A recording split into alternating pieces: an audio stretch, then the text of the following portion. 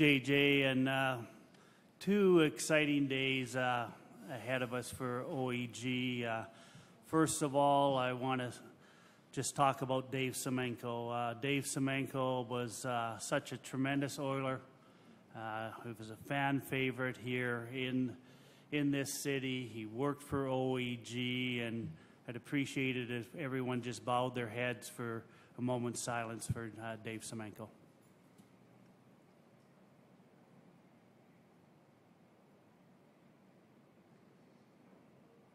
Thank you very much. Tomorrow at 2 o'clock, right here on the ice surface, we'll be celebrating Dave Semenko, and we have a lot of his teammates coming in here, and it's just a special place to be doing this ceremony. And now to today, another announcement. It's just a really special day for the Oilers. Brian and Kelly, it's great to have both of you here for this announcement, and I'd really like to thank Peter Chiarelli, Connor, and Jeff Jackson. They put this deal together, and it went so smoothly. It's just a tribute to all three of them, and as I said, from the Cates family, Harrison is here representing his mom and dad. We couldn't be more happy to have Connor in our uniform.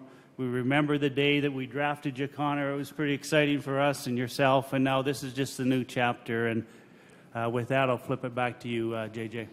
Thanks, Bob. Now I'd like to pass things over to Oilers President of Hockey Operations and General Manager Peter Chiarelli. Thanks, JJ. Today we are excited to announce the signing of Connor McDavid to an 8-year contract extension with average annual value $12.5 million. There are a lot of dynamics that occur during the negotiating and ultimately signing of a player like Connor. One is commitment. Connor has been unwavering in his commitment to stay with the Oilers for the maximum term possible, 8 years. He is committed to the team and to the city and to its great fans. Connor did not stray from that, neither did we. Another dynamic is partnership. I compare this magnitude of contract to a partnership. In order for a partnership to work, both sides have to benefit. They have to share in the success together. Conversely, they have to share in the challenges together also. This may be one of the largest contracts ever given in the NHL, but I can assure you it easily could have been a lot higher in value and shorter in term. Building a team to win the Stanley Cup was a constant discussion point in this negotiation. The third dynamic is character. We have a young man in Connor who is the youngest captain in NHL history. He is one of 3 players to have won the Art Ross, Hart, and Pearson at such a young age. That is a lot of individual awards. However, last Sunday following the draft, when I met with Connor and Jeff Jackson, his agent, all Connor wanted to talk about was his teammates and winning the Stanley Cup. Connor's humble and he's driven. He makes players better and he wants his teammates to succeed. So in conclusion, we have 3 strong dynamics that are the foundation to this signing: commitment, partnership, and character. Not a bad way to start the next 9 years. Thank you, Peter. Before I introduce our final speaker, I'd like to say I've had the privilege to work with this young man over the past 2 years. He's a tremendous asset for both the Oilers and the city of Edmonton. Brian and Kelly have done an impressive job raising him. Oilers captain Connor McDavid. Thanks, JJ. First off, I'd just like to, send my condolences to the Semenko family, and unfortunately, I won't be able to be here tomorrow for the memorial. But it's a very sad day for the Oilers community, and obviously for the family. So I'd just like to wish them well. Secondly, just like to thank Peter, Bob, the rest of the Oilers management for making this process so smooth, so easy to deal with and get this deal done. And third, my agent, Jeff Jackson, the Org Group. They've done a great job representing me and representing the values that I have and the things that are important to me. My family, obviously, putting me in this position, doing everything they can to let me play hockey and explore that dream. And obviously my teammates. It always goes back to my teammates and everything that they've done for me. And it's so fun to be able to play with them, and I'm so excited to be able to wear the Oilers jersey for the next 9 years of my life and play with some of the greatest guys that I know, and I can't wait to get back at it. Lastly, to the fans, being here for the next 9 years is something that was important to me. I wanted to show my commitment to the Oilers organization, the fans, the city. Show that I'm in it for the long haul, and I want to win here. This is a city that I think has such a rich history, and it's so important that we bring that back. And we got a taste of it last year, and we certainly have some unfinished business. So with the help of all the great teammates and the management, the coaches, and all that, I certainly believe we will win here, and I ultimately think that we will do that. And but honestly, it's such an honor to be here and wear that Oilers jersey for the next 9 years of my life. Thank you, Connor. At this time, we're going to take questions from the floor. Please put up your hand, state your name and affiliation, and we'll try and get as many of you in as we can before we move on to the next part of the announcement. Go ahead, Ryan. Peter, Ryan Mashog from TSN. You said in your statement that the dollar could have been higher, the term could have been shorter. Was there a conscious effort made by Connor to keep the dollar in a range that allowed the team to remain competitive? Yeah, that was part of this partnership, as I called it, was talking about building a team, and Connor was emphatic, as was I, as keeping this team competitive, and certainly it was a continuing theme, and there are challenges at every juncture when you're building a winning team in this salary cap era, and Connor recognizes that. Jeff Jackson, who we had a lot of discussion with, recognizes that, and we're confident that we'll be able to ice a winning team and one that can contend and win the cup in short order. Gene in the back. Hi, Connor. Well, sorry. Congratulations. I just wonder if you could kind of describe what the process was like for you and just your role in the process, how often you were updated, and just how, I guess, dynamic a role you played in getting this deal done. Actually, before I answer that, I did forget to thank the Cates family. Obviously, they're kind of the most important ones in this case. Daryl, Renee, Chloe, Harrison, so happy to have you here today. And sorry but I did forget that, so I just wanted to make sure that I did throw that in there. But my process was very easy. I was involved obviously, but for the most part it was handled between Jeff and Peter, and obviously I was very aware of everything that was going on, and I was very much part of it. But for me, it was very easy. Jason. Connor, Jason Greger, TSN 1260. You got to experience the playoffs for the first time. A lot of your teammates have talked about how you've become a real leader in that room. What did you see from your group, the playoffs, that you like moving forward, and where do you feel you have to grow to go to that next step and achieve your goal of the cup? Things I think that we did well was, we showed a lot of resiliency. We got some big blowouts, some tough losses, some games where we definitely should have won, and they were heartbreakers, and we always found a way to bounce back and get a win or play our best hockey, and I think that's a good sign moving forward. That's something that winning teams do, and I think that the experience is something that we can definitely use moving forward. Yeah. Jonesy.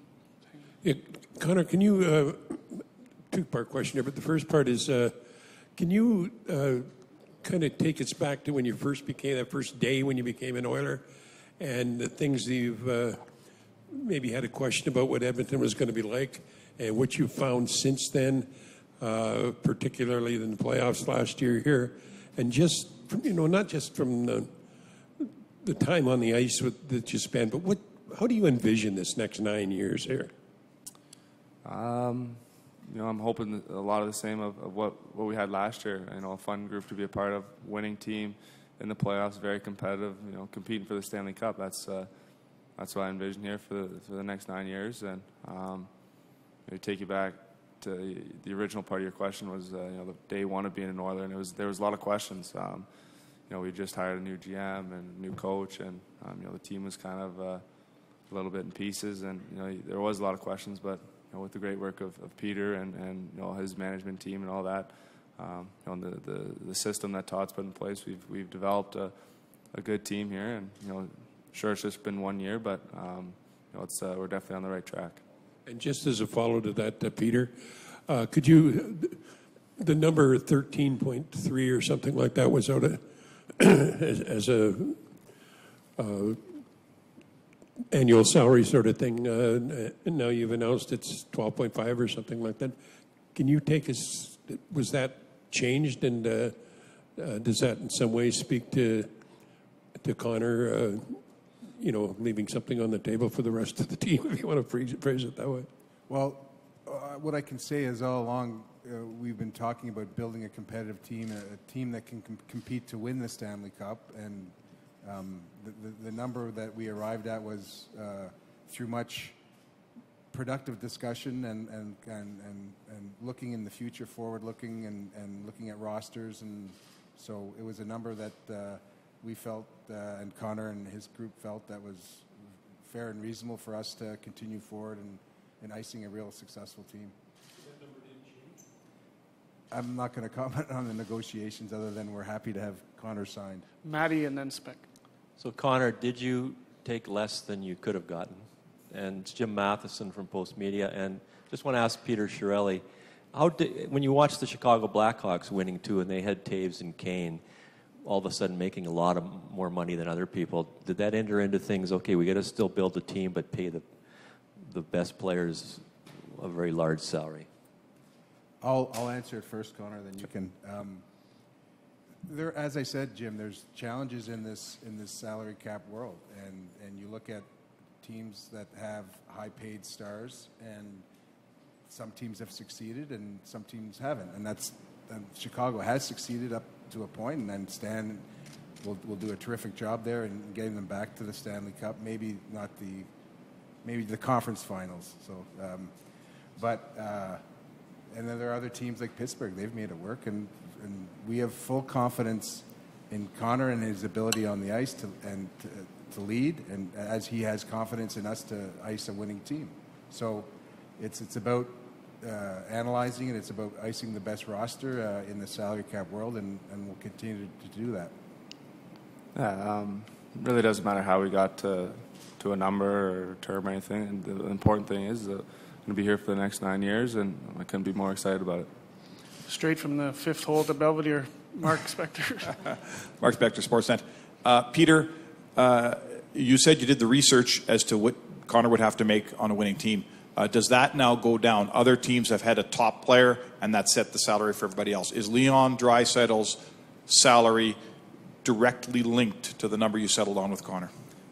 Again, Mark, I'm not going to comment on that type of stuff. What I can tell you is that there have been two players that have done what Connor has done at his two other players at his age, and he's a unique player. But he also cares about his teammates. You heard what he said about his teammates, and he expressed that very clearly to me. So he wants us to ice a winning team, as we all do, as the fans of Edmonton do. So that's what we're going to try and do. Jessica. This is a question for Connor. Jessica Kent, Oilers TV. Connor, obviously the team has had so much new this year. Inaugural season, you open an arena, like you said, new staff, Ice District is going up.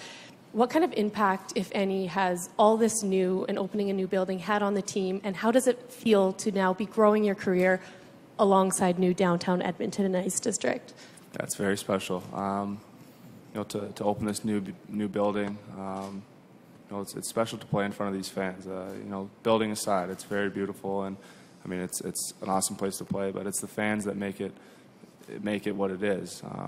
Sure, it's nice to have the huge locker room and the great player space and all that. It's all very nice, but like I said, it's the fans that make it what it is. And obviously, there's a lot of development going on outside, and that's going to be great. But it's special to be here in Edmonton, and like you said, kind of growing along as Edmonton grows as well. Thank you for your questions. You'll have more opportunity as we go over to Ice District.